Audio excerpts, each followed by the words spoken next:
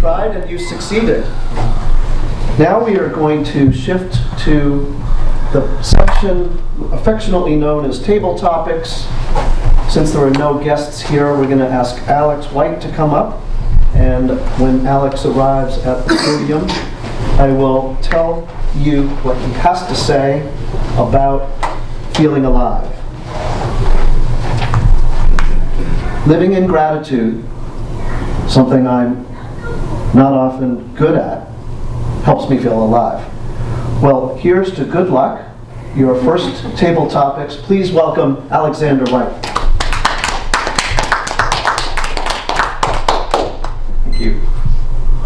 Table Topics is a long-standing Toastmaster tradition intended to help members develop their ability to organize their thoughts quickly and to respond to an impromptu question or topic.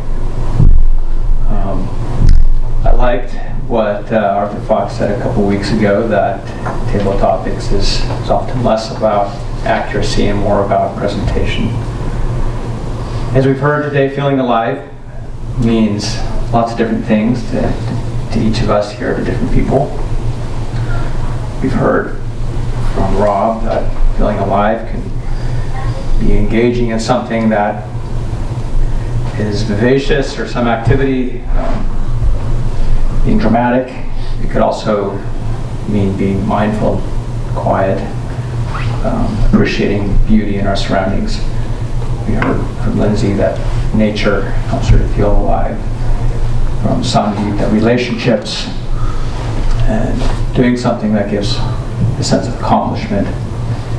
From Bob, that family and activities. And from Chris, that doing something that he loves, playing the guitar or conversations with friends or being in nature. So I took a little time to ask myself what it means to me to feel alive. And that for me it meant living in a frame of mind, a state of being where I'm open to the world around me, where I'm not stuck in a state of being absorbed or focused on myself, where I'm at peace with who I am. I'm learning how to be my best self, overcoming a tendency to find fault with others and to see the goodness and humanity in those around me. So, first topic, feeling alive often comes through experiencing personal growth. That often means moving outside of a comfort zone. Fear can constrain exploration and positive development. It's been said, always do what you're afraid to do.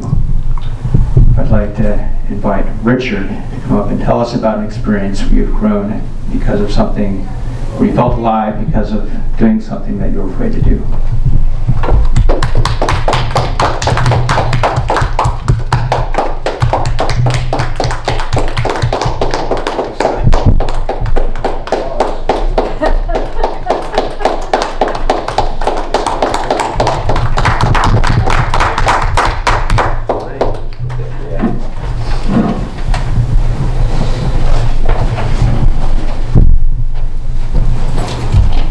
Something I was afraid to do.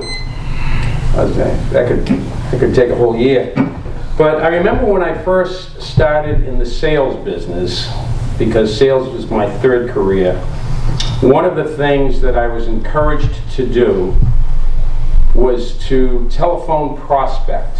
And I'm one of those people where I got to see a face to feel energy and alive and all those things. And I actually did a little bit this morning.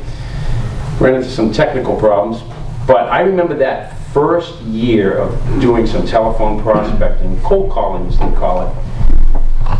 And it was like that phone was an 800-pound gorilla. I just couldn't pick it up. I did the most creative avoidance. Oh, let me put a load of laundry on, let me do this, let me do that. And it probably took me about 2 years. Now I do a lot of other kind of networking and things like that to get business, but it took me about 2 years to really get comfortable cold calling, to the point where now, I can do it. I still don't like to do it. I don't think anybody likes to cold call.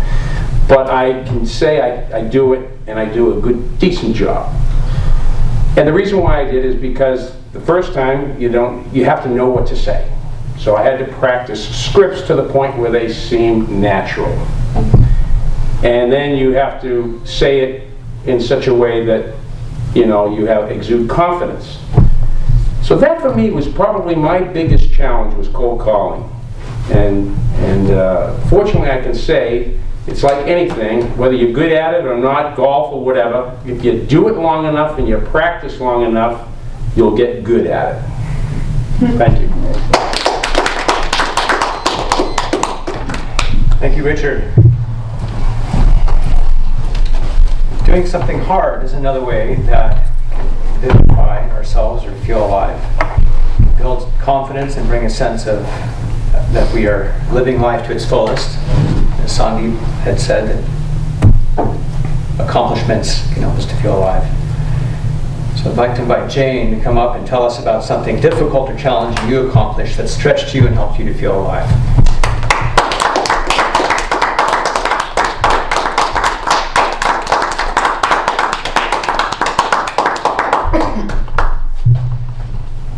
That's a tough one. I think I'm going to cheat and go back to your last question about something you did similar, maybe hard or afraid to try. A few years ago, we went on a hockey trip to Lake Placid. Never been to Lake Placid. It's a beautiful town. Anyone's ever been there? Of course, we went in February. Maybe summertime might be a nice time to go, but if you go in the Winter Olympics were there. We all know that.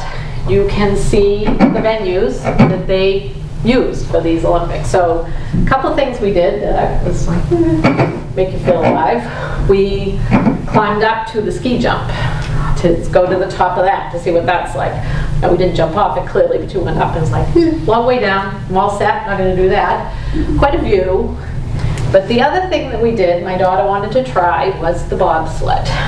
And you can do this. You can actually ride bobsled with a professional driver, they don't let you do it on your own, and take a trip down that track in Lake Placid.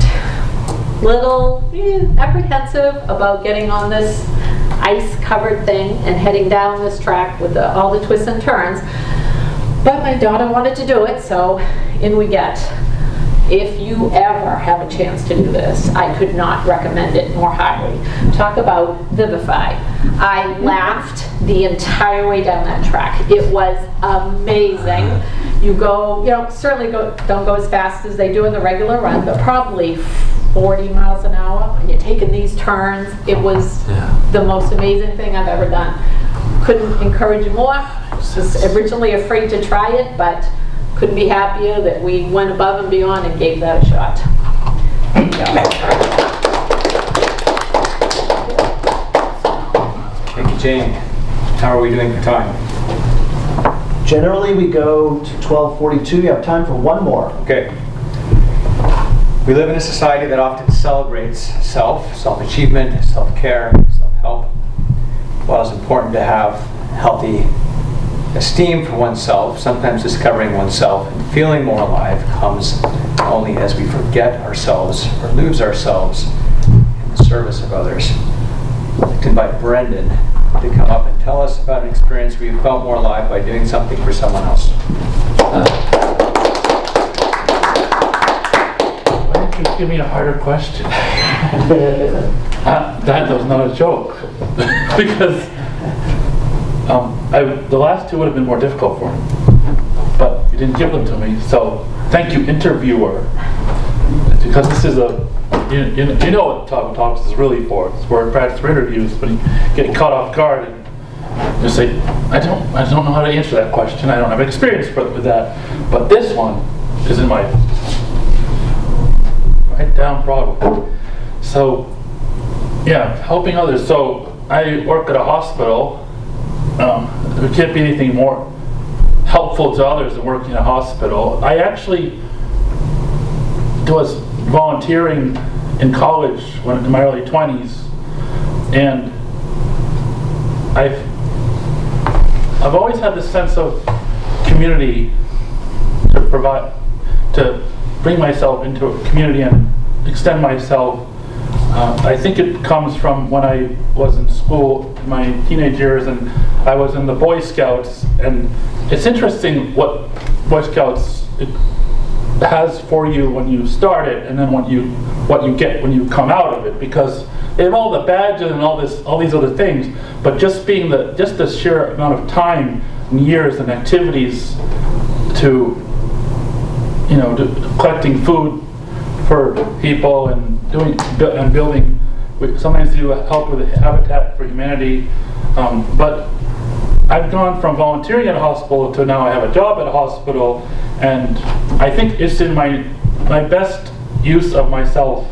It vivifies my life to keep going if I have a contribution to the community, and helping people feel well in a hospital and seeing them people get better is truly vivifying for me and for the people I help. Thank you. Mr. Toastmaster. Alex, you did a tremendous job. Congratulations on your first table topics. Well done. A round of applause for Alex.